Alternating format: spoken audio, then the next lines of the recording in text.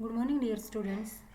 Last lecture में हमने equilibrium को कंटिन्यू करते हुए के क्यू एंड डेल जी के रिलेशनशिप के बारे में देखा, सारी एप्लीकेशंस डिस्कस की। आज हम डिस्कस करेंगे केमिकल इक्विलिब्रियम का last topic, that is your factor affecting equilibrium. कौन कौन से फैक्टर हैं जो अफेक्ट करते हैं इक्विलिब्रियम को। मेन प्रिंसिपल क्या होता है केमिकल सिंथेसिस का। ड्यूरिंग अ केमिकल रिएक्शन आप क्या चाहते हो कि आपका प्रोडक्ट तो क्या हो, बहुत ज़्यादा अमाउंट में हो। Product should be maximise.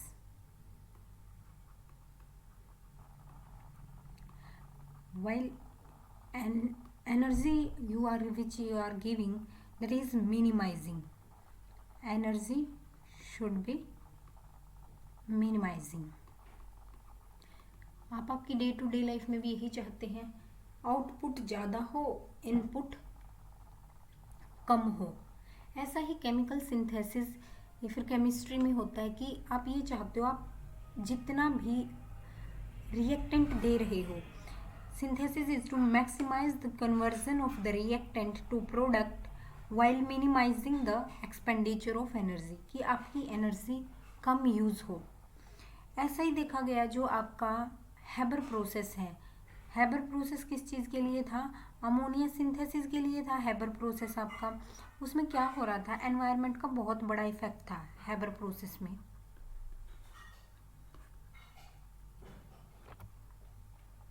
आपकी हैबर प्रोसेस में क्या था कि मैक्सिमम यील्ड किस टाइम मिलेगी आपको, जब आपकी एनवायरमेंटल कंडीशन वेल सुटेबल होगी। इसीलिए हैबर प्रोसेस में एनवायरमेंटल कंडीशन को एडजस्ट करना सबसे ज़्यादा इम्पोर्टेंट होता है। If you are adjusting environmental condition then your product amount will be very high. Got it. इसको हम समझेंगे आगे। जैसे होता क्या है कि if a system at equilibrium is subjected to change in the concentration of one or more of the reacting substance then the system is no longer at equilibrium. Net reaction takes place in some direction until system return to equilibrium once again। अगर आप equilibrium की condition में किसी एक चीज़ की concentration like आपके temperature की, pressure की, वॉल्यूम की घटा बढ़ा दोगे तो क्या होगा, सिस्टम इक्विलिब्रियम में नहीं रहेगा। अगर सिस्टम आपका इक्विलिब्रियम में नहीं रहेगा तो वो किसी न किसी डायरेक्शन में प्रोसीड होगा। और इस सब को हम देखेंगे ले चैटलियर प्रिंसिपल की हेल्प से। That principle, if a system under equilibrium is subjected to change in the temperature, pressure or concentration, then the equilibrium shift in such a manner as to reduce or counteract the effect of change। अगर आप pressure को increase करते हो, if you increase the pressure, तो pressure क्या होना चाहेगा, कम होना चाहेगा सिस्टम, ताकि इक्विलिब्रियम में वापस आ जाए। ऐसे ही अगर आप टेम्परेचर को, किसी भी सिस्टम के टेम्परेचर को डिक्रीज कर दोगे, सिस्टम क्या चाहेगा इक्विलिब्रियम में आने के लिए, टेम्परेचर इंक्रीज हो, ऐसे ही चाहेगा। ऐसा ही वॉल्यूम के केस में अगर आप वॉल्यूम को इंक्रीज कर दोगे, लेकिन सिस्टम क्या चाहेगा, वॉल्यूम डिक्रीज हो ताकि वो वापस क्या आए, इक्विलिब्रियम की कंडीशन में आए। यही सारी चीज़ें होती हैं। तो जो ले चैटलियर प्रिंसिपल है आपका, क्या कहते हैं, states that a change in any one of the factor that determines the equilibrium conditions of a system will cause the system to change in such a manner so as to reduce or to counteract the effect of the change. इसके लिए हम discuss करेंगे like that जो change होगा किसके अंदर होगा, कौन कौन से फैक्टर अफेक्ट करेंगे। चेंज इन कॉन्सेंट्रेशन, कि आप कॉन्सेंट्रेशन के अंदर क्या चेंज करते हैं, कॉन्सेंट्रेशन में चेंज होगा यानी QC चेंज होगा आपका इस केस में। If you change in temperature, अगर आप टेम्परेचर में चेंज करते हो तो KC चेंज होगा आपका। If you change in pressure, volume as well as catalyst, तब हम देखेंगे कैसे कैसे फैक्टर अफेक्ट करते हैं आपके ली चैटलियर प्रिंसिपल को। एडिशन ऑफ कैटलिस्ट, इन सारी चीज़ों को आगे हम डिस्कस करेंगे। आपको ली चैटलियर प्रिंसिपल समझ आया? ली चैटलियर प्रिंसिपल ये बोलता क्या, अगर आपका सिस्टम इक्विलिब्रियम में है और उसमें आप कोई टेम्परेचर, प्रेशर या कॉन्सेंट्रेशन में चेंज करते हो तो इक्विलिब्रियम आपका शिफ्ट हो जाएगा किसी न किसी डायरेक्शन में, ताकि वो काउंटरैक्ट कर सके और दोबारा से किस कंडीशन में आ सके, आपका इक्विलिब्रियम की कंडीशन में आ सके। Effect of concentration change. सबसे पहले हम देखेंगे कि कॉन्सेंट्रेशन की चेंज से क्या इफेक्ट आता है। When the concentration of any one of the reactant or product in a reaction at equilibrium is changed, the composition of equilibrium is changed so as to minimize the effect. अगर आप let's say एक example देखते हैं इसमें, अगर आप ये reaction देखते हो हाइड्रोजन और आयोडाइन, हाइड्रोजन आयोडाइड की फॉर्मेशन करेंगे, hydrogen plus iodine hydrogen iodide की फॉर्मेशन करेंगे। अगर मैं H2 को ज़्यादा कर दूँ, इफ आई इंक्रीज H2, तो क्या होगा, रिएक्शन किस कंडीशन में जाएगी, फॉरवर्ड कंडीशन में, ताकि जो वो आपका रिएक्टेंट आपने ज़्यादा डाला है वो फास्टली यूज हो और प्रोडक्ट की फॉर्मेशन हो, ताकि रिएक्टेंट क्या हो, फास्टली यूज हो जाए आपका। ऐसे ही अगर मैं ये आपकी HI की कॉन्सेंट्रेशन को ज़्यादा कर देती हूँ तो क्या होगा, रिएक्शन किस कंडीशन में जाना चाहेगी आपकी, बैकवर्ड कंडीशन में। क्यों? क्योंकि अब मैंने प्रोडक्ट की अमाउंट को ज़्यादा कर दिया है, तो क्या चाहेगा सिस्टम की, जल्दी से फटाफट क्या हो, आपका HI यूज हो और ये फर्दर इक्विलिब्रियम कंडीशन में आए, ये दोबारा रिएक्टेंट में कन्वर्ट हो जाए और इक्विलिब्रियम की कंडीशन क्या हो, आपकी मेंटेन हो, इक्विलिब्रियम की कंडीशन ताकि मेंटेन हो। इसीलिए क्या होता है, जो आपका चेंज है कंसंट्रेशन का, ये बहुत इंपॉर्टेंट है। तो आपको इससे अगर न्यूमेरिकल आते हैं, जैसे if I am taking one example, what will happen to the equilibrium when more 2SO2। यहाँ एक न्यूमेरिकल को देखते हैं क्वेश्चन, अगर मैं 2SO2 को ज़्यादा कर दूं, ऐड टू द सिस्टम, आपको कोई रिएक्शन दी गई है,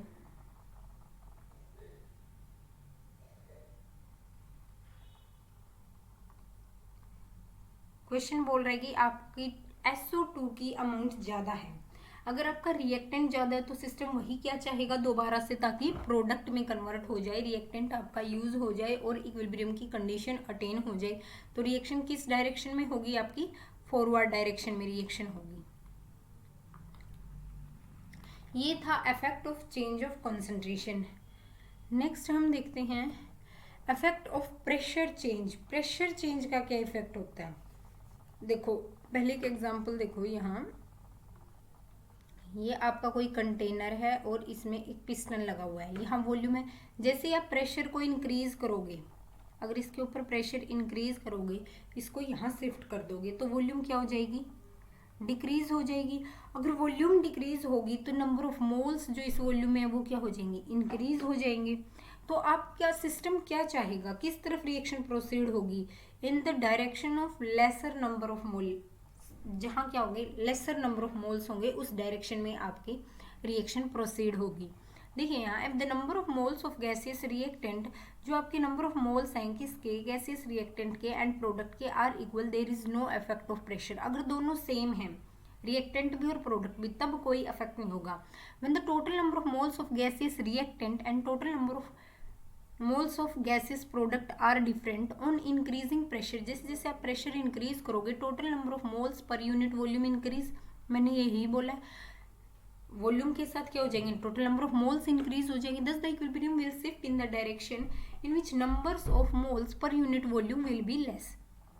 तो वो किसकी तरफ शिफ्ट होंगे, जहां नंबर ऑफ मोल्स क्या होंगे, कम होंगे, उस डायरेक्शन में आपका रिएक्शन प्रोसीड होना चाहेगा, ये दोबारा से एक्सपेंड होने की कोशिश करेगा। If the total number of moles of product are more than the total number of moles of reactant, अगर जो आपका प्रोडक्ट का नंबर ज्यादा है देन द रिएक्टेंट, तो low pressure will favour the forward reaction, तो प्रेशर किसको favour करेगा, फॉरवर्ड डायरेक्शन को फेवर करेगा।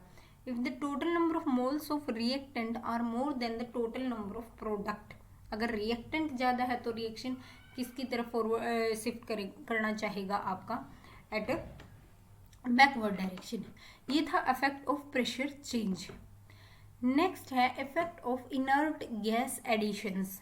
इनर्ट गैस एडिशन का क्या इफेक्ट आता है, पहले उसका एक न्यूमेरिकल देख लीजिए, you can say that equation. Question क्या कहता है आपको, जैसे मैं आपको देती हूँ CO plus H2 formation CH4+H2। अब नंबर ऑफ मोल्स देखिए कहाँ ज़्यादा है, इस केस में नंबर ऑफ मोल्स 1+3, यहाँ कितने 1+1, यहाँ कितने हो गए 4, यहाँ कितने हो गए 2। तो नंबर ऑफ मोल्स लेस किस साइड है, फॉरवर्ड की तरफ। तो आपकी रिएक्शन किस डायरेक्शन में मूव होगी, फॉरवर्ड डायरेक्शन में मूव होगी। ठीक है, इसकी हेल्प से आपकी वॉल्यूम चेंज भी देख सकते हो। इफेक्ट ऑफ वॉल्यूम चेंज ये बिल्कुल इसके इनवर्स हैं, किसके, प्रेशर के। अगर आप वॉल्यूम को इंक्रीज कर दोगे प्रेशर डिक्रीज हो जाएगा, नंबर ऑफ मोल्स भी डिक्रीज हो जाएंगे। उस केस में क्या होगा, सारा का सारा प्रोसेस अपोजिट डायरेक्शन में होगा। अब देखिए effect of inert gas addition. Inert gas addition का क्या इफेक्ट आता है आपके सिस्टम के ऊपर। If a volume is kept constant there is no effect on equilibrium. अगर आपकी वॉल्यूम कांस्टेंट है तो इक्विलिब्रियम के ऊपर कोई इफेक्ट नहीं आएगा after the addition of inert gas. जैसे ही आप इनर्ट गैस को क्या कर दोगे, ऐड कर दोगे। This is because the addition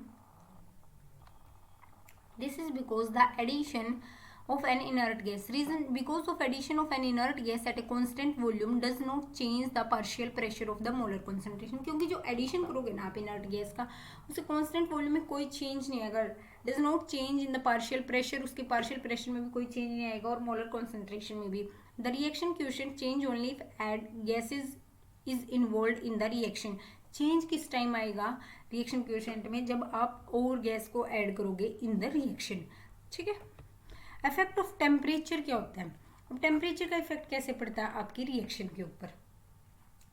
जैसे आप टेम्परेचर इंक्रीज करोगे तो कोई भी सिस्टम क्या चाहेगा कि उसके टेम्परेचर को, उसकी हीट को कोई ना कोई ले ले, ताकि मेंटेन हो, क्या इक्विलिब्रियम मेंटेन हो। इसके लिए वो किस रिएक्शन को फेवर करेंगे, एंडोथर्मिक रिएक्शन को फेवर करेंगे। एंडोथर्मिक रिएक्शन में डेल एच की वैल्यू कैसी होती है आपकी, पॉजिटिव वैल्यू होती है। एंडोथर्मिक के केस में डेल एच कैसा होता है आपका, पॉजिटिव होता है। एक्सोथर्मिक के केस में डेल एच कैसा होता है आपका, नेगेटिव होता है। अगर एक्सोथर्मिक रिएक्शन किस टाइम होगी, अगर आपका टेम्परेचर डिक्रीज कर दिया जाए तो सिस्टम क्या चाहेगा, टेम्परेचर कोई और उसे हीट दे ताकि वो इक्विलिब्रिया को मेंटेन कर सके। ऐसा ही होता है ना, when the temperature of system is changed, increase और decrease, the equilibria shift in opposite direction in order to neutralize the effect of change. In exothermic reaction low temperature favor forward direction. exothermic के case में तो क्या होगा, forward direction होगी आपकी, but practically very low temperature slow down the reaction thus a catalyst is used. और इसमें क्या आपको एक catalyst use करना होता है. In case of endothermic reaction increase in temperature will shift equilibria in the direction of endothermic reaction. अगर आप टेम्परेचर को इंक्रीज कर दोगे तो एंडोथर्मिक रिएक्शन होगी, डेल एच की वैल्यू कैसी आएगी आपकी, पॉजिटिव आएगी। ठीक है, देखिए एग्जांपल यहाँ N2+3H2 2NH3, यहाँ आपको डेल एच नेगेटिव दिया गया। डेल एच अगर आपका नेगेटिव है यानी रिएक्शन कैसी है, एक्सोथर्मिक है, लेकिन ये किस सिस्टम की तरफ जाना चाहेगा, एंडोथर्मिक रिएक्शन की तरफ जाना चाहेगा। ये था आपका concept. If you decrease the temperature then the position of equilibria will move in such a way as increase the temperature again. It will do that day by favouring the reaction which release heat. Good it, ये था आपका effect of temperature. आज हमने Le Chatelier principle, effect of concentration, effect of volume, effect of change in pressure and effect of temperature change, सारी चीज़ों को discuss किया। यहाँ आपका केमिकल इक्विलिब्रिया ओवर होता है। नेक्स्ट लेक्चर से हम स्टार्ट करेंगे ionic equilibrium. Till then students, thank you and have a nice day.